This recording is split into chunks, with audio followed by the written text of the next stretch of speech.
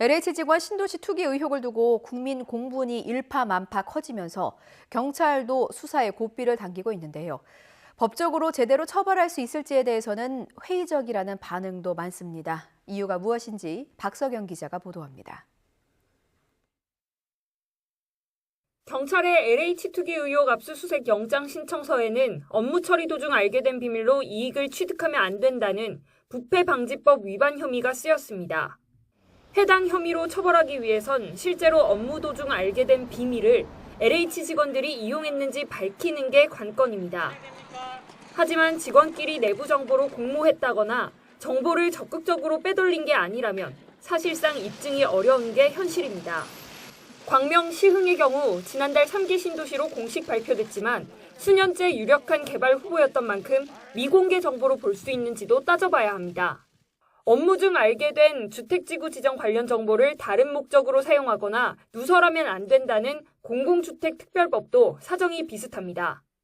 이 유출과 취득한 사람들 사이의 인과관계와 실체적인 진실은 결국은 이것을 수사하고 기소하는 주체가 담당해야 입증해야 하거든요. 이런 부분들이 지금 시간도 많이 지났기 때문에 굉장히 어려울 수 있고요.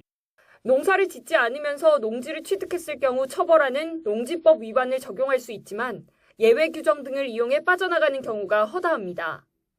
이미 마련되어 있는 법이 지켜지지 않고 있다는 점이 더 큰 문제라서 일단 지자체에서 각 지자체별로 그런 전수조사 이런 것들이 있어야 된다고 보고요.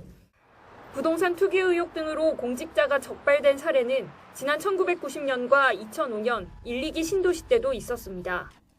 같은 문제가 또다시 반복되자 9년 동안 국회에 방치됐던 이해충돌방지법에 관심이 쏠립니다. 이해충돌에 대한 적용 기준과 처벌을 강화해 경각심이 생겼다면 이런 일이 생기지 않았을 거란 겁니다. 이해충돌 행위를 하면 이에 대해서 형사처벌 규정을 만들고 그리고 이해충돌 행위를 할 것 같으면 사전에 신고하도록 하고 그리고 그거에 대해서 투기이익을 적극적으로 환수하고. 하지만 문제가 생길 때마다 법을 새로 만드는 게 능사가 아니라 현행법부터 제대로 적용할 수 있도록 견고히 하는 게 우선이라는 의견도 만만치 않습니다. 나는 신도시 업무를 하고 있지 않아 라는 이유로 빠져나갈 개연성이 상당히 커지는 겁니다. 범위를 넓혀줘야 그나마 처벌 가능성들이 넓어진다.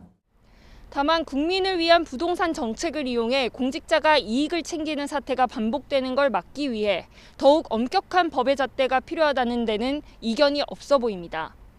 YTN 박석영입니다.